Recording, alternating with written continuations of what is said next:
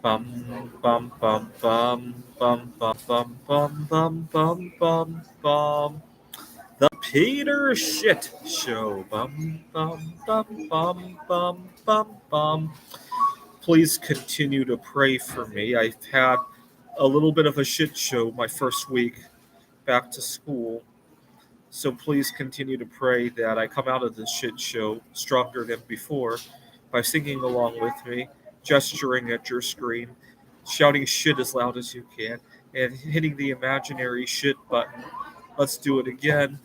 Bum bum bum bum bum bum bum bum bum bum bum bum. The Peter Shit Show. Bum bum bum bum bum bum bum.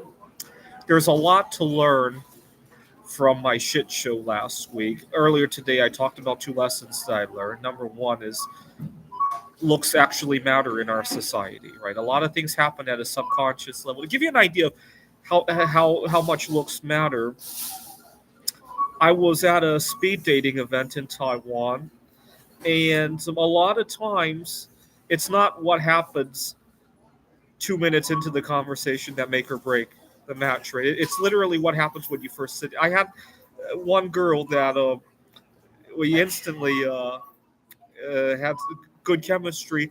During the conversation, we realized none of our lifestyles matched. She wanted children. There was a big age difference, and among other things.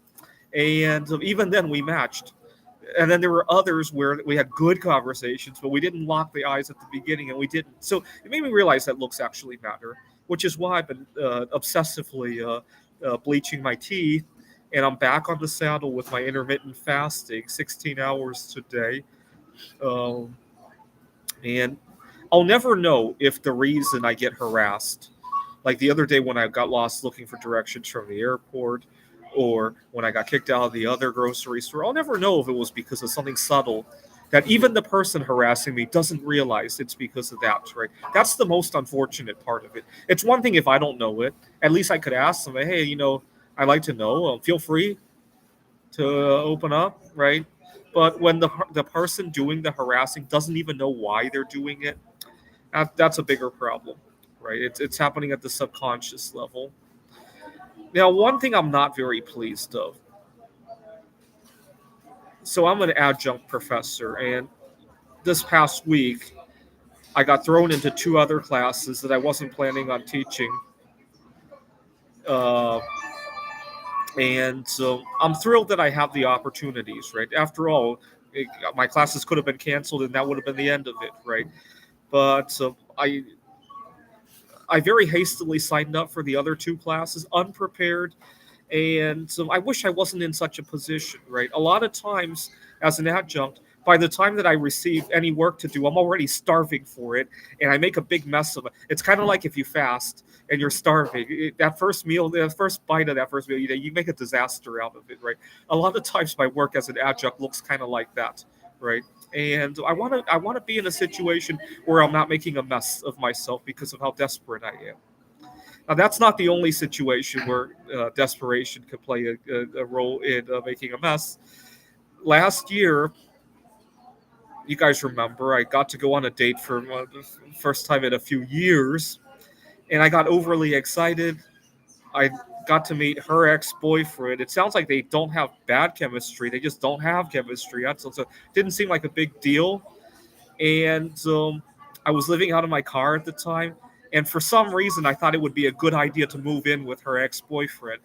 And again, it's desperation, right? It's freezing out there, and I'm finally dating again. I don't want to look like I just came off the street when I go on a date, right? The desperation of driving decisions, that will mess me up 100 times out of 100, right? The kind of decisions, right? I hope my internet's still connected, but okay, I hope my internet's still connected. But too often I let desperation take the wheel of my life, and then I jump from one rash decision to So, for example, let's say I jump into this class that I'm not prepared to teaching. I start getting bad reviews. In desperation, I start doing things to compensate for that. Maybe I'm so worried about the bad reviews, I start looking for other work, right? Staying at the college, but looking for other work outside of the college. And now I'm spreading myself out too thin and messing up both the new job and the old job. You get the idea. And then I lose my car, and then I move in with another ex-boyfriend or whoever I'm dating. I can't do that anymore. But unfortunately, it's a very vicious cycle because the bad decisions you make while you're desperate often cause you to become more desperate, right? All right, that will be my goal going into the next month. This is the Peter Dislike Show, the Peter Shit Show. Bum bum bum bum bum bum bum bum bum bum bum bum. The Peter Shit Show. Bum bum bum bum bum bum bum. Bum bum bum bum bum bum bum bum bum bum bum bum. The Peter Shit Show. Bum bum bum bum bum bum bum.